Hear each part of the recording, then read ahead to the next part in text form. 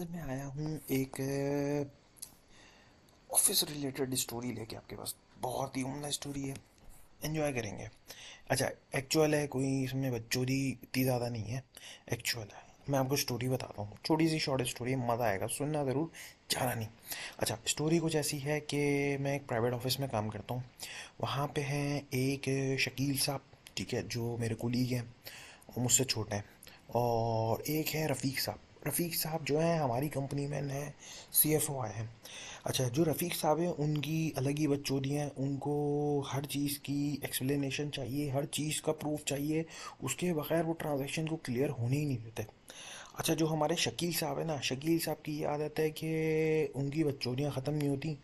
वो पता नहीं अपनी ही कोई वर्किंग है बना के लेके जाते हैं, ठीक है। और मुझसे छोटे हैं तो कोशिश करते हैं कि मैं उनको सपोर्ट दूं, ठीक है। और कोई भी ट्रांजैक्शन है उसको मैं उनके साथ जाऊं, एक्सप्लेन करूँ ना। अब होता यह है कि जो हमारे रफ़ीक साहब हैं, रफ़ीक साहब बोलते हैं भाई मुझे आंसर चाहिए यस या नो में, ठीक है। अब हुआ यह कि रफ़ीक साहब ने शकील साहब को एक काम दिया कि हमारे कुछ प्रॉपर्टीज़ हैं जो रेंट पर हैं, ठीक है। मुझे उस रेंट का ब्रेकअप चाहिए, ठीक है। अब जो शकील साहब हैं वो बैठे हुए हैं, कर रहे हैं, कोई अपनी वर्किंग है, बना रहे हैं, वो वर्किंग ऐसी बनाते हैं जो वो खुद ही समझ पाते हैं, दूसरा बंदा समझता ही नहीं है। अब हुआ ये है कि रफ़ीक साहब ने आवाज़ दी, बोलते हैं यार मुझे ज़रा वो वर्किंग तो चेक करा दो। तो बना ली होगी। तो शकील साहब मुझे कहते हैं यार वो चल ले और मेरे साथ यार दिखा दियो, सपोर्ट दियो मुझे ना। मैंने बोला चलो यार, किसी की भलाई हो जाएगी, थोड़ा सपोर्ट हम दे देंगे। घंटा मुझे उनकी वर्किंग समझ में आई नहीं थी कि क्या बनाई है, मैं पहुंच गया उनके साथ। मैंने कहा सपोर्ट देंगे, सपोर्ट है ना।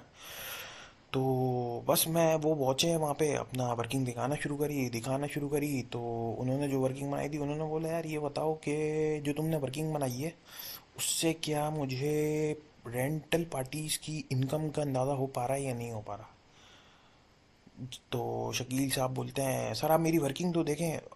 वो आगे से रफ़ीक साहब बोलते हैं यार जवाब मुझे चाहिए यस या नो में। जैसे ही बकचोदियाँ स्टार्ट होती हैं हम अपनी सीट को दोबारा पीछे घुमा लेते हैं, पीछे जाके हम बैठ जाते हैं, हम बोलते हैं इनकी बकचोदियाँ देखनी है।